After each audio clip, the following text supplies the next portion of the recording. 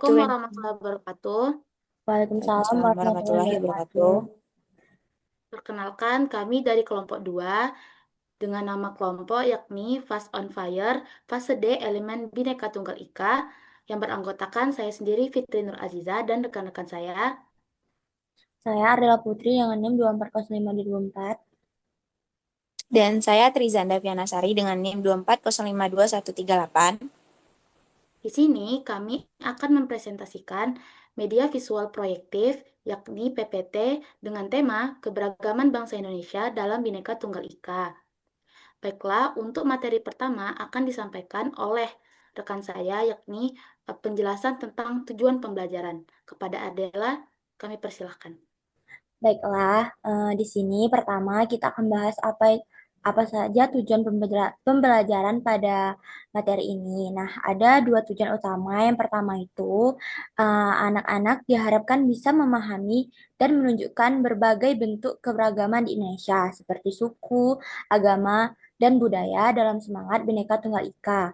Terus yang kedua, anak-anak diharapkan mampu menerima perubahan sosial yang terjadi di lingkungan sekitar seperti baik di tingkat lokal maupun global dengan sikap yang positif.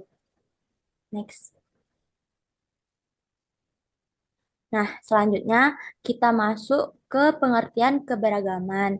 Jadi, apa itu keberagaman? Nah, keberagaman ini adalah kondisi dalam masyarakat yang menunjukkan adanya perbedaan.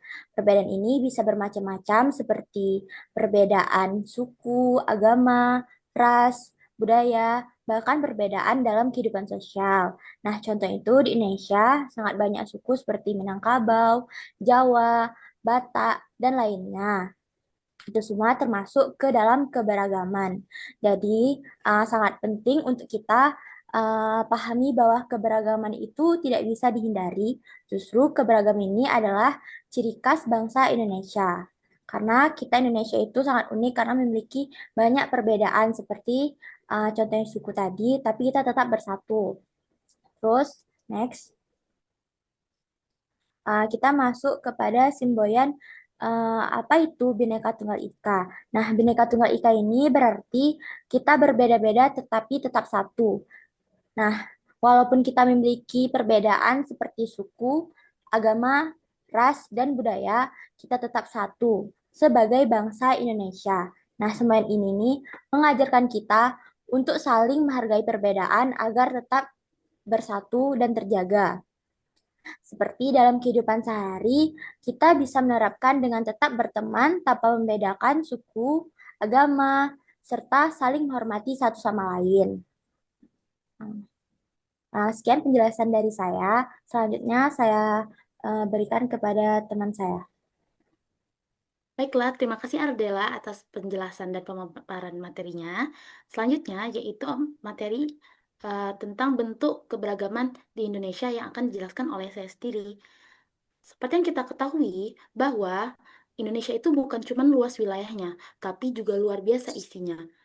Kita bisa melihat empat utama bentuk dari keberagaman yang ada di Indonesia, yang lebih sering kita kenal sebagai SARA. Yang pertama, suku.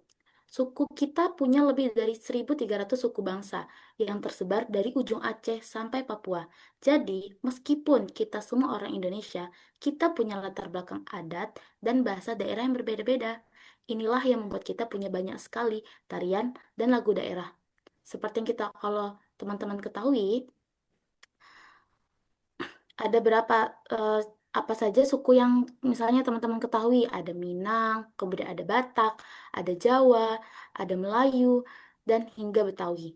Kemudian agama. Di negara kita, pemerintah itu mengakui 6 agama resmi. Ada yang tahu? Ada Islam, ada Kristen, ada Katolik, ada Hindu, Buddha, dan Konghucu. Nah, meskipun cara kita berdoa itu berbeda-beda, tapi kita tetap dalam satu semangat yang saling menghormati dan saling toleransi. Kemudian, yang ketiga itu ada ras. Kalau kamu perhatikan teman-teman sekelas, pasti ada rambutnya yang lurus. Kemudian ada yang keriting, kemudian ada yang kulitnya itu cerah, ada yang kulitnya itu sawo matang. Kenapa? Karena di Indonesia itu terdiri dari berbagai ras, seperti ada Malayan Mongoloid, Melanosoid, Asiatic Mongoloid, dan Kaukasoid. Nah, perbedaan fisik inilah anugerah yang bikin bangsa kita ini menjadi cantik dan beragam. Semuanya cantik. Karena perbedaan ras ini tidak menentukan, bukan berarti membuat kita itu berbeda em, berbeda dalam hal-hal lainnya. Kemudian ada peran yang berbeda-beda atau antar golongan. Keberagaman itu bukan cuma soal suku atau agama saja, tapi juga soal apa yang kita lakukan di masyarakat. Misalnya, ada pekerjaan. Kalau di pekerjaan ada apa saja? Ada yang jadi guru, ada yang jadi dokter, ada yang jadi petani, bahkan ada yang jadi YouTuber. Kalau misalnya di pendidikan, ada yang masih sekolah, ada yang udah kuliah, ada yang udah kerja. Kemudian kalau di status sosial misalnya, ada yang jadi kepala desa, ada yang jadi kiai, kemudian ada yang jadi ketua adat, dan lain sebagainya.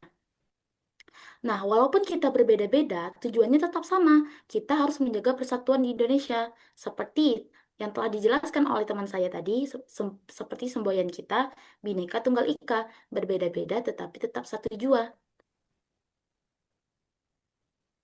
Baiklah, selanjutnya yaitu faktor penyebab keberagaman. Apa saja ya faktor penyebab dari keberagaman itu? Kalau kita lihat, banyak alasan-alasan di baliknya kenapa banyaknya beragam suku, budaya, dan kebiasaan kita di Indonesia ini. Pertama, karena faktor geografis. Tempat kita tinggal itu sangat berpengaruh. Orang yang tinggal di pegunungan pasti punya kebiasaan, jenis pakaian, dan cara mencari makan ataupun mata pencarian yaitu berbeda dengan orang yang tinggal di pesisir pantai.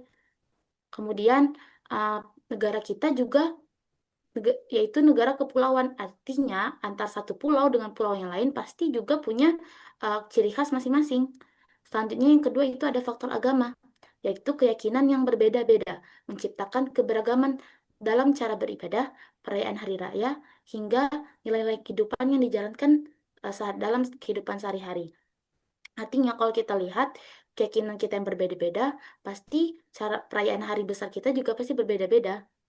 Kemudian faktor teknologi. Kemajuan teknologi memungkinkan informasi dan budaya dari luar masuk tuh dengan cepat atau bahkan menciptakan cara hidup baru yang berbeda antar kelompok dalam masyarakat. Kemudian ada faktor konflik. Meski terdengar sedikit menyedihkan konflik, tapi peristiwa di sejarah ataupun konflik di masa lalu terkadang membuat kita kelompok dalam masyarakat itu berpindah tempat sehingga mereka membuat komunitas baru dengan ciri khas mereka sendiri. Misalnya ada daerah A dan B itu dulu bergabung, tapi karena mereka berkonflik akhirnya daerah A itu akan pindah. Nah, dengan mereka pindah, mereka bisa membuat komunitas baru dengan ciri khas mereka sendiri. Kemudian ada faktor ekonomi, seperti yang telah kita bahas tadi, adanya perbedaan mata pencarian, seperti ada petani, kemudian ada yang jadi pedagang, ada yang jadi pegawai kantor, kemudian ada yang menjadi YouTuber tadi, hingga membuat gaya hidup dan kebutuhan masyarakat itu jadi beragam. Selanjutnya itu ada faktor demografi. Kalau teman-teman tahu apa itu faktor demografi? Faktor demografi ini berkaitan dengan jumlah penduduk, komposisi usia, atau bahkan perpindahan orang, misalnya dari satu daerah ke daerah lain, yang membawa budaya asli mereka ke tempat baru. Seperti misalnya, adakah di sini teman-teman anak orang tuanya yang dari dua suku yang berbeda, seperti misalnya dari Minang dan Jawa? Kalau ada, nah itu bisa merupakan salah satu faktor demografi. Kemudian teman-teman pindah ke tempat lain gitu. Selanjutnya itu ada faktor budaya. Warisan nenek moyang, seperti adat istiadat, kemudian bahasa daerah, kesenian, tarian, itu harus selalu kita jaga. Sehingga membuat setiap daerah di Indonesia itu punya keunikan masing-masing. Seperti di Minang ada misalnya pacu Jawi, kemudian kalau di Batak itu ada tari tortor, kan setiap daerah punya keunikan masing-masing. Yang terakhir itu adalah faktor globalisasi.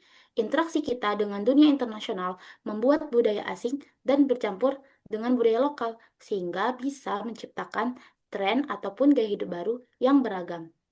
Baiklah, mungkin sekian penjelasan dari saya.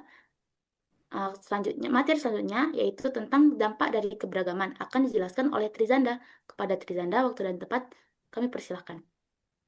Oke, baiklah. Terima kasih untuk Fitri kesempatannya. Itu saya akan menjelaskan dampak keberagaman. Nah, dalam keberagaman kita memiliki dua dampak, yaitu dampak positif dan dampak negatifnya.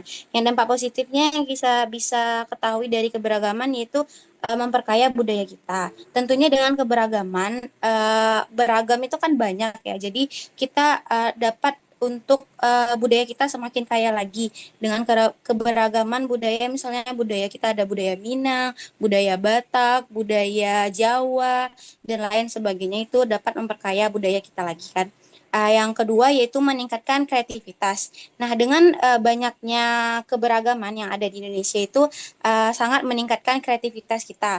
Karena dengan kita melihat budaya-budaya yang lain itu sangat budaya-budaya yang lain itu tentunya akan meningkatkan kreativitas kita karena kita dapat banyak melihat bentuk-bentuk keberagaman gitu.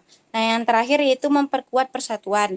Nah, mungkin dengan keberagaman, adanya banyak budaya yang ada di Indonesia dan banyaknya kreativitas itu tentunya akan membuat kita agar untuk bersatu untuk memperkuat persatuan kita gitu. Nah, juga ada dampak negatifnya gitu. Dampak negatifnya dari keberagaman yaitu yang pertama keberagaman dapat menimbulkan konflik. Nah, tentunya kan misalnya dengan keberagaman yang terlalu banyak mungkin dapat memicu konflik. Misalnya dengan kita yang tidak mau menerima budaya yang lain, cuman kita mau menerima misalnya budaya kita budaya Minang, kita mau budaya Minang aja yang bagus gitu. Jadi kita nggak menerima budaya lain itu nggak boleh sebenarnya. Itu dapat memunculkan konflik. Nah, juga perpecahan dengan menimbulkan konflik dan jadi kita keberagaman kita jadi pecah teman-teman gitu. Oleh karena itu makanya kita memerlukan sikap toleransi dan saling menghargai. Next ya.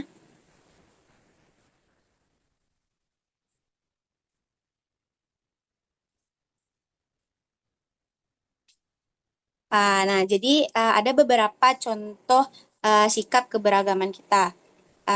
Yang pertama yaitu sikap toleransi dan saling menghormati.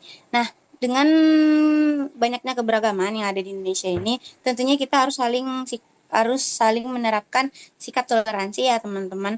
Misalnya dengan kita melihat agama yang berbeda atau cara beribadah teman-teman yang lain, kita harus saling menghormati dan saling mentoleransi itu karena kita kan hidup di Indonesia yang banyak keberagamannya. Nah, yang kedua yaitu sikapnya tidak membeda-bedakan. Nah, misalnya dalam Indonesia kan banyak agamanya yang memeluk agama Islam gitu. Walaupun ada teman-teman kita yang agamanya Kristen, agamanya Buddha, Hindu, dan lainnya, kita tidak boleh membeda-bedakannya, mengkelompokkannya juga tidak boleh. Kita anggap semuanya sama seperti teman-teman kita gitu, dan tidak boleh kita membedakan sikap kita juga terhadap mereka gitu. Nah, yang ketiga yaitu mampu bekerja sama dengan orang lain.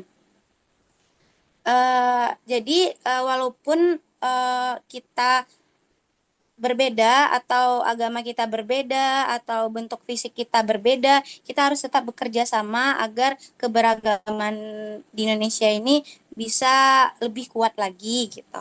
Nah, sikap ini penting untuk menciptakan kehidupan yang damai dan harmonis. Jadi untuk teman-teman perlu menerapkan sikap yang tiga contoh di atas untuk supaya kita kehidupannya damai dan harmonis di Indonesia ini. Next ya.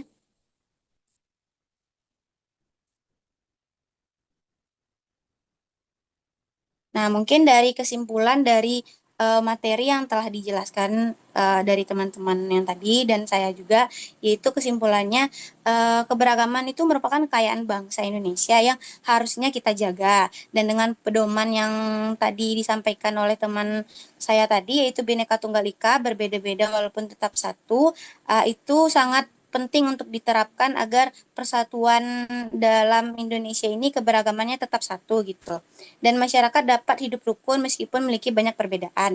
Nah, persatuan dalam keberagaman adalah menjadi kunci utama dalam membangun bangsa yang kuat. Sekian dari penjelasan saya, mungkin saya kembalikan ke teman saya.